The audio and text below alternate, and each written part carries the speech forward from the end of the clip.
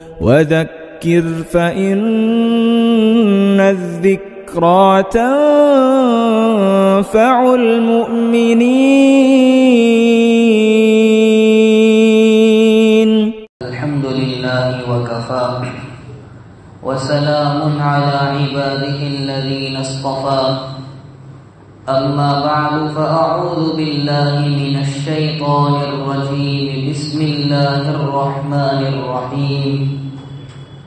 شهر رمضان الذي أنزل فيه القرآن هدى للناس وبينات من الهدى والفرقان.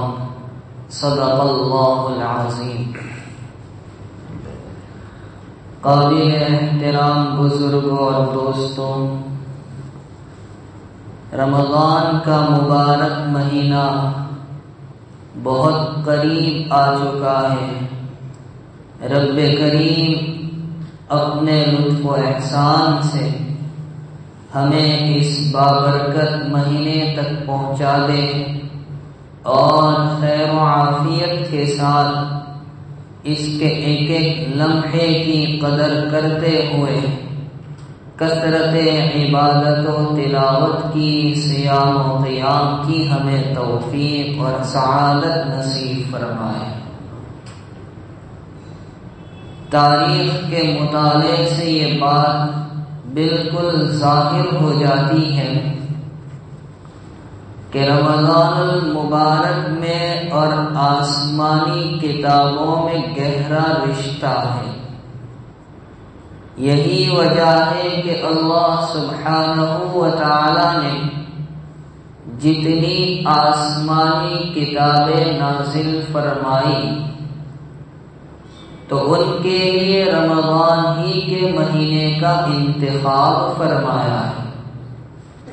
حضرت شیخ مولانا محمد زکریا صاحب رحمۃ اللہ علیہ نے فضائل رمضان میں یہ بات لکھی ہے کہ حضرت ابراہیم علیہ السلام کو جو صحیفے دیے گئے وہ اسی مہینے کی پہلی یا تیسری تاریخ کو دیے گئے۔ حضرت موسیٰ علیہ السلام کو تورات اسی مہینے کی چھٹی تاریخ کو عطا کی گئی۔ حضرت داؤد علیہ السلام کو زبور اسی مہینے کی 12 یا 18 تاریخ کو دی گئی۔ حضرت عیسیٰ علیہ السلام کو انجیل اسی مہینے کی 12 یا 13 تاریخ کو دی گئی، اور سرور عالم صلی اللہ تعالی علیہ وسلم کو قرآن کریم اسی تاریخ سے نازل ہونا شروع ہوا۔ پورا قرآن لوح محفوظ سے دنیا کے آسمان پر اسی مہینے کی 25ویں رات میں نازل ہوا، اور وہاں سے نبی اکرم صلی اللہ علیہ وسلم کے قلب مبارک پر تھوڑا تھوڑا جو نازل ہوا، جس کی پہلی آیتیں سورہ اقرا کی 5 آیتیں تھیں۔ محدثین کی ایک جماعت کی رائے یہی ہے کہ ان ابتدائی آیتوں کے نزول کی شروعات بھی رمضان ہی کے مہینے سے ہوئی ہے۔ اس سے معلوم ہوا کہ رمضان المبارک میں اور آسمانی کتابوں میں گہرا رشتہ ہے۔ قرآن کریم کی 3 آیتوں میں ٹکراؤ ہو رہا ہے۔ شروع میں جو آیت ہم نے پڑھی یہ سورہ بقرہ کی ایک آیت ہے۔ اللہ رب العزت ارشاد فرماتے شہر رمضان الذی انزل فیہ القرآن۔ اس سے معلوم ہوا کہ قرآن کریم رمضان کے مہینے میں نازل ہوا، اور سورۃ القدر میں فرمایا انا انزلناہ فی لیلۃ القدر، کہ ہم نے اس کو لیلۃ القدر میں نازل کیا. اور سورہ دخان کی آیت ہے بالکل شروع کی، انا انزلناہ فی لیلۃ مبارکہ، کہ ہم نے اس کو برکت والی رات میں اتارا. اب 3 آیتیں ہیں. پہلی آیت سے پتہ چلا کہ قرآن کریم رمضان میں اترا. دوسری آیت سے پتہ چلا کہ قرآن کریم شب قدر میں اترا.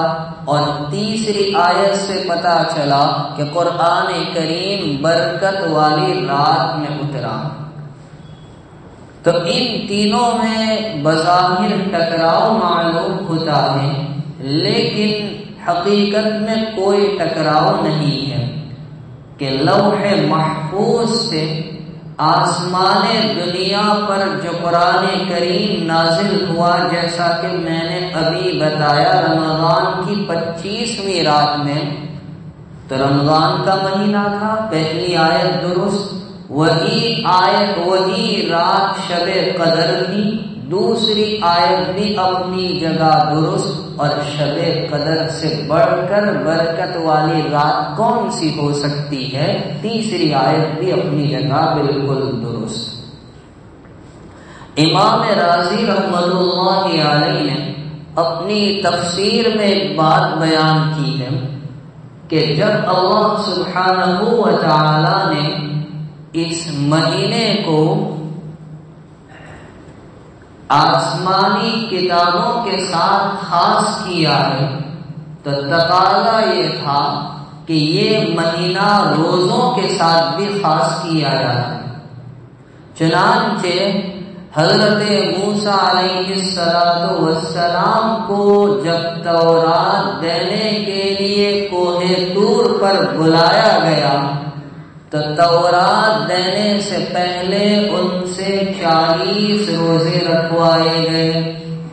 اور مفسرین نے لکھا ہے کہ انجیل کے نزول کے زمانے میں حضرت عیسیٰ علیہ السلام نے بھی روزے رکھے ہیں. معلوم ہوا کہ آسمانی کتابوں کا روزوں کے ساتھ گہرا رشتہ ہے. اب 2 آیتیں سنیں.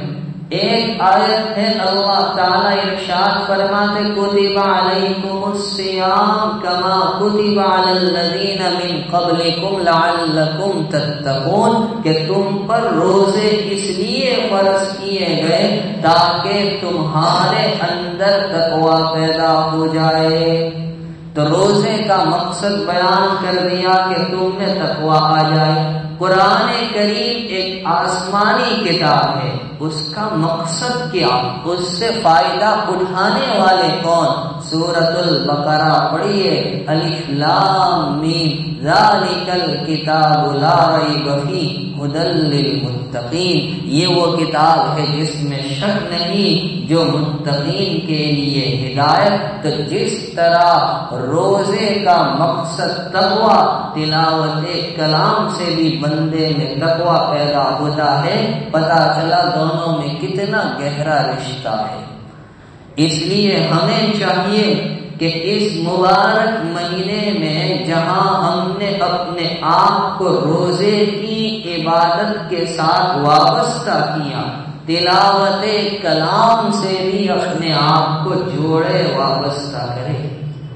امام بخاری رحمۃ اللہ علیہ نے بخاری شریف کے پہلے باب میں بالکل ابتدا میں ایک روایت نقل کی ہے. سرور عالم صلی اللہ تعالی علیہ وسلم کے ساتھ رمضان المبارک کی ہر رات میں جبرائیل امین آ کر غور فرمایا کرتے تھے.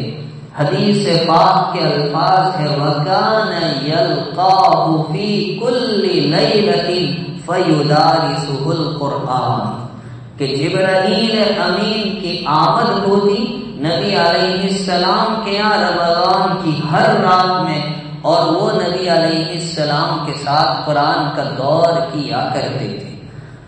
اب یہاں چند باتیں سمجھنی ہیں۔ ایک بات تو یہ ہے کہ جبرائیل امین رمضان المبارک میں روزانہ کیوں آتے تھے؟ ایک ہی بار آ جاتے پورا دور کر لیتے؟ ہر رات آنے کی کیا وجہ؟ تو اس کا جواب یہ ہے کہ نبی اکرم صلی اللہ علیہ وسلم کو جبرائیل سے ملاقات کرے اور جبرائیل امین کو نبی اکرم صلی اللہ علیہ وسلم سے ملاقات کر کے خوشی ہوتی تھی، اس لیے وہ روزانہ آیا کرتے تھے۔ اور دوسرا جواب یہ ہے کہ دور کا طریقہ بھی یہ ہے کہ تھوڑا تھوڑا سنایا جائے تاکہ تعلیم مقصود ہو۔ یہ ایک سوال ہوا۔ دوسری بات یہاں یہ ہے کہ جبرائیل امین دور کے لیے رات میں کیوں آتے تھے، دن میں کیوں نہیں آتے؟ اس کا جواب یہ ہے کہ دن میں نبی اکرم صلی اللہ علیہ وسلم دوسرے کاموں میں مثلا امت کی تعلیم اور اصلاح کے کاموں میں مصروف رہتے، اس لیے دن میں آپ کے پاس فرصت کا کوئی وقت نہیں تھا، رات میں آپ کو فرصت ہوا کرتی تھی، اس لیے جبرائیل امین دور کے لیے رات میں آیا کرتے تھے۔ تیسری بات یہاں یہ ہے کہ کتنا دور کیا کرتے ہیں، تو اس سلسلے میں حافظ ابن حجر نے فتح الباری میں ایک بات تو یہ بیان کی ہے کہ دور جتنی آیتیں نازل ہوئی اتنی آیتوں کا ہوا کرتا تھا، اور دوسرا قول یہ بیان کیا ہے کہ دور تو پورے قرآن کا ہوتا، کیونکہ قرآن 23 سال کے زمانے میں نازل ہوا، تو دور ہوتا پورے قرآن کا۔ جبرائیل بھی پورا قرآن سناتے، نبی علیہ السلام بھی پورا قرآن سناتے، اور نبی علیہ السلام کے سنانے کے بعد جو آیتیں اب تک نہیں اتری وہ آپ کے دماغ سے مٹا دی جاتی، پھر دوبارہ جب اس کے نازل ہونے کا وقت آتا تو اس کو اتاری جاتی۔ تو دور ہوتا یا تو جو آیتیں نازل ہوئی ان کا یا پورے قرآن کا۔ چوتھی بات یہ ہے کہ دور کیوں ہوا کرتا، اس کی ایک وجہ یہ ہے کہ جبرائیل امین نبی اکرم صلی اللہ علیہ وسلم سے اور نبی اکرم صلی اللہ علیہ وسلم جبرائیل امین سے قرآن کریم تجوید کے ساتھ اصول کے ساتھ پڑھنا سیکھ لے۔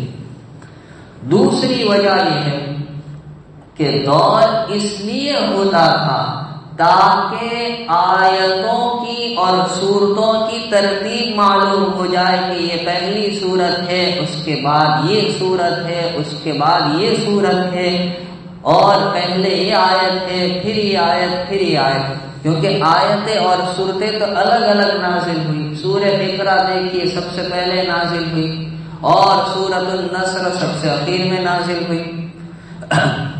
اور تیسری بات ہے کہ دور اس لیے ہوتا تھا تاکہ منسوخ آیتوں کا علم ہو جائے کہ جبرائیل امین دور میں جو آیتیں نہیں سنائیں گے، یہ دلیل ہے اس بات کی کہ یہ آیتیں اب منسوخ ہو چکی ہیں۔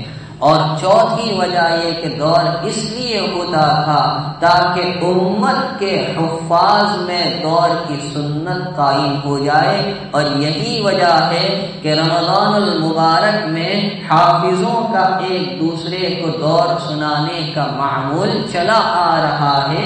یہ معمول سرور عالم صلی اللہ علیہ وسلم ہی کا شروع کیا ہوا ہے۔ بہرحال رمضان میں اور قرآن میں گہرا رشتہ ہے۔ نبی اکرم صلی اللہ علیہ وسلم نے یہ رشتہ کیسے نبھایا وہ میں نے آپ کو بتا دیا۔ اب امت کے نیک لوگوں کے احوال سنیں کہ انہوں نے رمضان المبارک میں تلاوت کلام کے ساتھ اپنے آپ کو کیسے جوڑ کر وابستہ کر کے رکھا۔ حضرت امام اعظم ابو حنیفہ رحمۃ اللہ علیہ کے متعلق ان کے خاص اور چہیتے شاگرد حضرت امام ابو یوسف رحمۃ اللہ علیہ نے لکھا ہے کہ رمضان المبارک کو چھوڑ کر عام دنوں میں امام صاحب کی عادت شریفہ روزانہ ایک قرآن پاک ختم کرنے کی، اور جب رمضان المبارک کا مہینہ آتا تو عید کی رات ملا کر 62 قرآن پاک امام صاحب ختم کیا کرتے تھے، ایک رات کا ایک دن کا۔ تو 30 روزے ہوئے تو 60 ہو گئے، اور عید الفطر کی رات اور دن ملا لیجیے، 62 قرآن کریم کا یہ معمول امام صاحب کا مدتوں رہا، برسوں رہا۔ اسی طرح حضرت امام شافعی رحمۃ اللہ علیہ کا معمول بھی عام دنوں میں ایک قرآن پاک ختم کرنے کا تھا، اور رمضان المبارک میں ایک قرآن پاک دن میں ایک رات میں، اس طرح سے 60 قرآن کریم ختم کیا کرتے تھے۔ اسلاف کی ایک جماعت جن میں حضرت اسود ہے، حضرت صالح بن کیسان ہے، حضرت سعید بن جبیر ہے رحمہم اللہ، ان سب کا معمول بھی یہی تھا کہ رمضان المبارک میں ایک قرآن دن کا اور ایک قرآن رات میں ختم کرنے کا معمول رہا۔ حضرت امام مالک رحمۃ اللہ علیہ کے متعلق ابن عبد الحکم فرمایا کرتے تھے کہ جب رمضان المبارک کا مہینہ شروع ہوتا تو امام مالک رحمۃ اللہ علیہ سب کام کاج کو چھوڑ دیتے، درس و تدریس کو، حدیث پاک پڑھنے پڑھانے کے سلسلے کو بند فرما دیتے، اور پوری توجہ کلام اللہ شریف کی تلاوت میں اور اس کے ختم میں دیا کرتے تھے۔ یہی معمول حضرت سفیان ثوری رحمۃ اللہ علیہ کا بھی تھا۔ امام زہری رحمۃ اللہ علیہ کے حالات میں لکھا ہے کہ رمضان المبارک کا مہینہ جب داخل ہوتا تو فرماتے یہ مہینہ تو لوگوں کو کھلانے کا اور کثرت سے کلام اللہ شریف کی تلاوت کا مہینہ ہے۔ اور رئیس المحدثین امیر المؤمنین فی الحدیث حضرت امام بخاری رحمۃ اللہ علیہ کے حالات میں لکھا ہے کہ رمضان المبارک کا چاند دیکھ کر امام بخاری رحمۃ اللہ علیہ اپنے رفقا کو، اپنے ساتھیوں کو جمع کرتے اور تراویح پڑھاتے، خود امامت کیا کرتے تھے، اور ہر رکعت میں 20 آیتیں تلاوت کرتے۔ تو اس طرح سے ایک ختم وہ تراویح میں کیا کرتے۔ اس کے بعد آپ نوافل میں قرآن پاک کی تلاوت کرتے، تقریباً 10 پاروں کی۔ اس طرح سے 3 راتوں میں ایک قرآن پاک ختم کیا کرتے تھے، اور سحری کے بعد پھر قرآن پاک شروع کرتے۔ تو افطار کے وقت روزانہ ختم قرآن ہوا کرتا تھا، اور ختم قرآن پر بڑی آموزاری سے دعا کا بھی ان کا معمول رہا۔ حضرت قتادہ رحمۃ اللہ علیہ جو جلیل القدر مفسر ہے، ان کے حالات میں لکھا ہے کہ عام دنوں میں ان کا جو معمول تھا وہ 7 دن میں ایک قرآن کریم ختم کرنا، روزانہ ایک منزل۔ اکثر صحابہ کرام کی عادت شریفہ بھی اور سنت بھی یہی رہی، روزانہ ایک منزل۔ اور جب رمضان المبارک کا مہینہ آتا تو حضرت قتادہ شروع کے 2 عشرے میں ہر 3 دن میں ایک قرآن، اور آخری عشرے میں ہر دن ایک قرآن پاک ختم کیا کرتے تھے۔ یہی معمول حضرت ابراہیم نخعی رحمت اللہ علیہ کا بھی تھا، اور خلیفہ مامون رشید جو ہارون رشید کا بیٹا ہے، خلق قرآن کے فتنے سے متاثر ہوا، لیکن اس کی جن خوبیوں کو بیان کیا گیا ہے اس میں ایک خوبی یہ ہے کہ بعض مرتبہ رمضان المبارک میں خلافت اور حکومت کے کام کاج کے ساتھ 33 قرآن پاک ختم کیا کرتا تھا۔ اب ذرا سوچیں، ہمارا حال یہ کہ ایک قرآن پاک بھی ختم نہیں ہو پاتا، اور وہاں حکومت اور خلافت کے کام کاج کو سنبھالتے ہوئے 33 قرآن کریم ختم کیا کرتا تھا۔ ولید بن عبد الملک یہ بھی ایک خلیفہ گزرا ہے، فسق و فجور میں مشہور رہا، لیکن اس کے باوجود رمضان المبارک میں 17 قرآن کریم ختم کرنے کا اس کا عام معمول رہا۔ اور ہمارے اکابر میں حضرت شیخ الہند رحمت اللہ علیہ، ان کے حالات میں لکھا ہے کہ ان کے یہاں تراویح سحری تک ہوا کرتی تھی۔ ہمارے یہاں حال یہ ہے کہ تراویح میں انتخاب ایسے حافظ کا ہونا چاہیے جو ایکسپریس بھی نہیں بلکہ سپر فاسٹ ہو، یعلمون تعلمون کرنے والا ہو، بس ایسے حافظ پر، ایسے قرآن پڑھنے والے پر تو نبی اکرم صلی اللہ علیہ وسلم نے لعنت فرمائی، فرمایا رب قارئ یقرأ القرآن والقرآن یلعنہ، بہت سے قرآن پڑھنے والے قرآن پڑھتے لیکن قرآن ان پر لعنت کرتا ہے۔ اللہ حفاظت فرمائے۔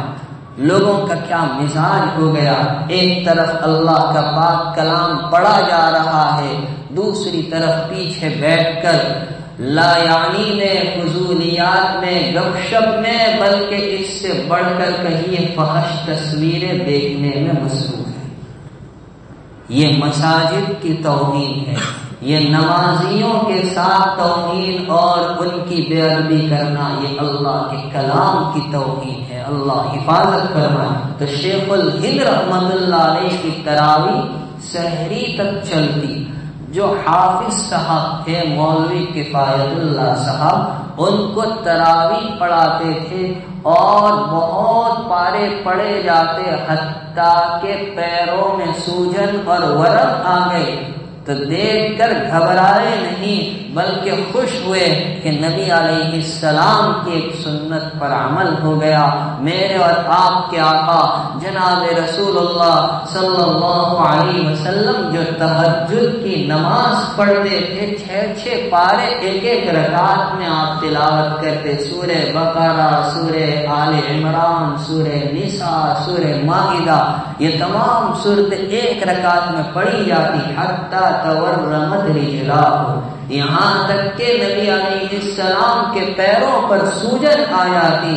شیخ الہند کی یہ حالت تھی کہ سوجن آئی تو فرمایا کہ نبی کی ایک سنت پر عمل ہو گئے۔ گھر والوں نے ایک مرتبہ ان کی کمزوری کو دیکھ کر مولوی صاحب کو کہلا دیا کہ آج ذرا ہلکی نماز پڑھا دے تاکہ کچھ تو رحم آئے، کچھ آرام کر سکے۔ تو انہوں نے بہانہ کر دیا کہ آج طبیعت ٹھیک نہیں ہے، تھوڑا پڑھوں گا، یہ کہہ کر ہلکی نماز پڑھائی اور لیٹ گئے۔ شیخ الہند رحمت اللہ علیہ نے ان کے پیر دبانے شروع کی۔ جب مولوی کفایت اللہ صاحب نے محسوس کیا کہ کوئی میرے پیر دبا رہا ہے تو آنکھ کھول کر دیکھا کہ یہ تو حضرت شیخ الہند ہے۔ گھبرا کر اٹھے اور فرمایا حضرت یہ کیا غضب کر دیا، اس سے اچھا ہے کہ آپ بھی آ جائیے مصلی پر، میں بھی آ جاتا ہوں مصلی پر، نفلوں میں آپ کو قرآن سناتے ہیں۔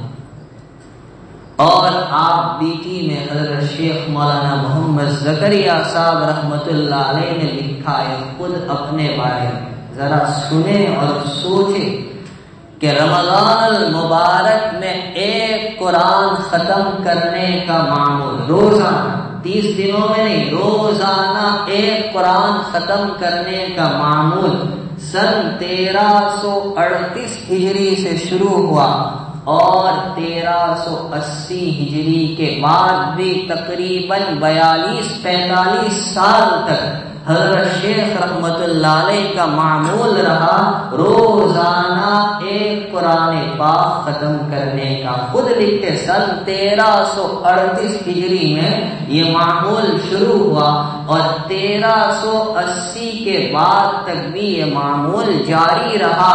ان کے کوئی دوست، کوئی متعلق ملنے کے لیے آ گئے، حضرت شیخ تو ہما وقت کلام اللہ شریف کی تلاوت میں مصروف تھے، وہ مایوس ہو کر جانے لگے، جاتے جاتے ایک جملہ کہہ گئے کہ میاں زکریا رمضان تو ہمارے یہاں بھی آتا ہے لیکن بخار کی طرح نہیں آتا۔